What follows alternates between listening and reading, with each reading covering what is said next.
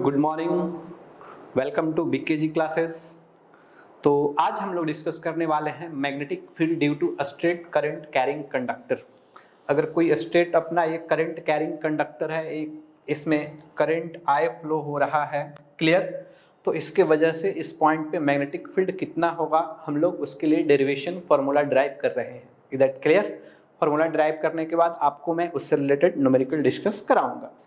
तो हमने मान लिया ये अपना कंडक्टर है जिसमें करंट आई फ्लो हो रहा है। इस पॉइंट P पे हमें मैग्नेटिक फील्ड कैलकुलेट करना है।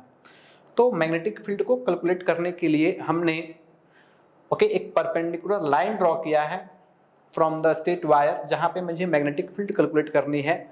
और हमने इस पॉइंट से L डिस्टेंस पे जाकर DL लेंथ का हमने कंसिडर किया है करंट एलिमेंट। करंट एलिमेंट का क्या होता है फॉर्मूला?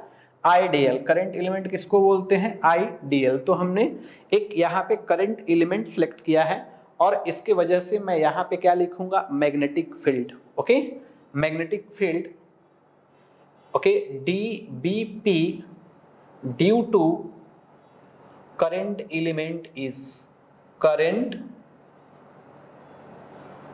एलिमेंट इज कितना मैग्नेटिक फील्ड होगा? तो हम लोग को फॉर्मूला पता है, dBp इज इक्वल टू, क्या फॉर्मूला होता है? dBp is equal to mu naught by 4 pi I dl cross r। क्या होता है? I dl cross r upon r cube. r क्या है?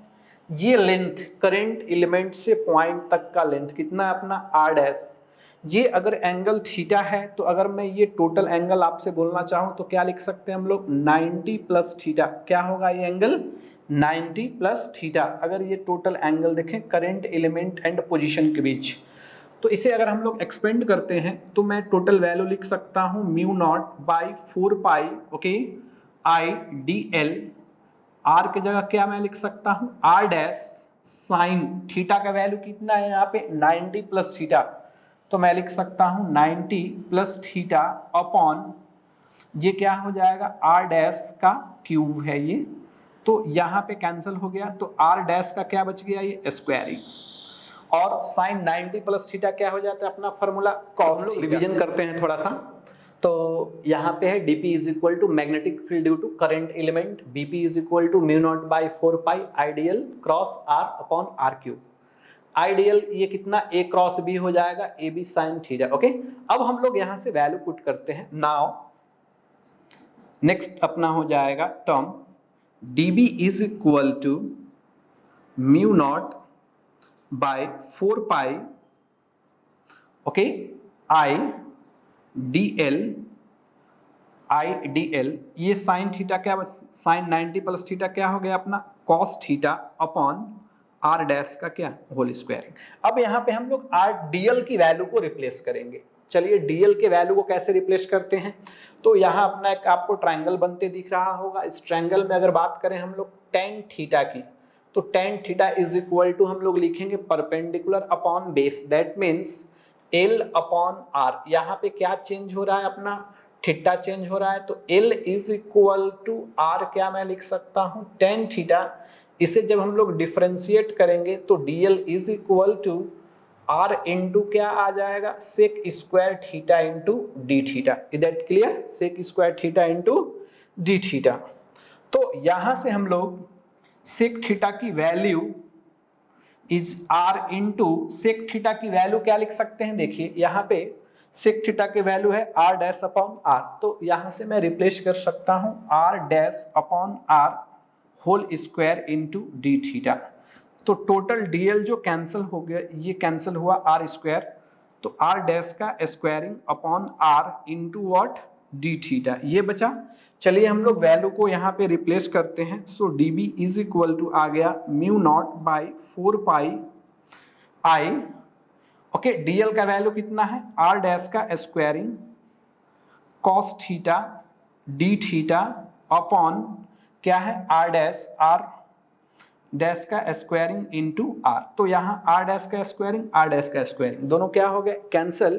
तो अपना जो dB का वैल्यू बचा, dB is equal to mu naught by 4 pi I cos theta D theta upon are.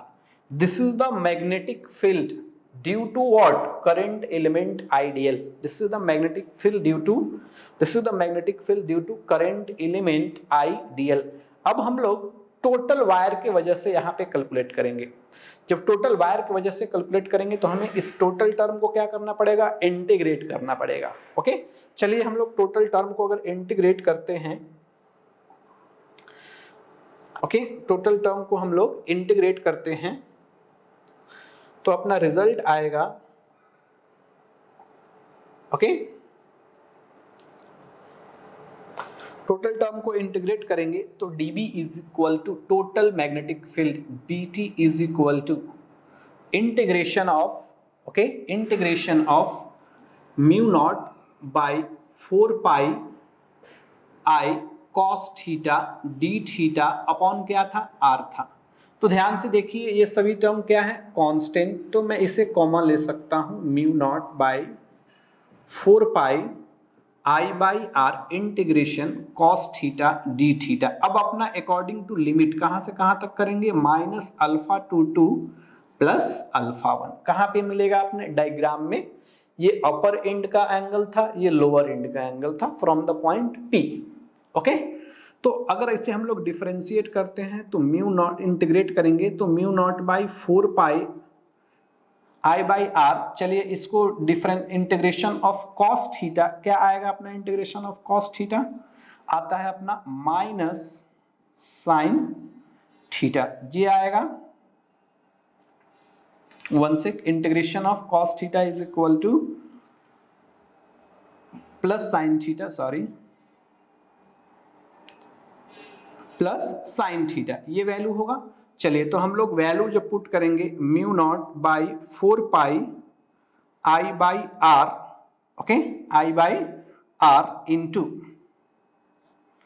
Upper limit, ये हो alpha 1 alpha 2, upper limit minus lower limit, upper limit कितना है, sine alpha 1 minus alpha 2, sine minus theta क्या हो जाता है, cos theta. तो हम लोग mu naught sine minus alpha 2 क्या हो जाएगा, प्लस, माइनस इधर बाहर आ जाएगा ये, तो माइनस माइनस क्या हो जाएंगे, प्लस, तो I by R sine alpha 1 plus sine alpha 2, ये हो गया हमारा magnetic field total. Okay, finally हमें क्या रिजल्ट याद रखना है, ये देखिए कि अगर हमारे पास कोई कंडक्टर है, इसके वजह से किसी पोजीशन पे हमें मैग्नेटिक फील्ड कैलकुलेट करना है जिसमें करंट फ्लो हो रहा है, I कितना डिस्टेंस पे कैलकुलेट करना है, R डिस्टेंस पे।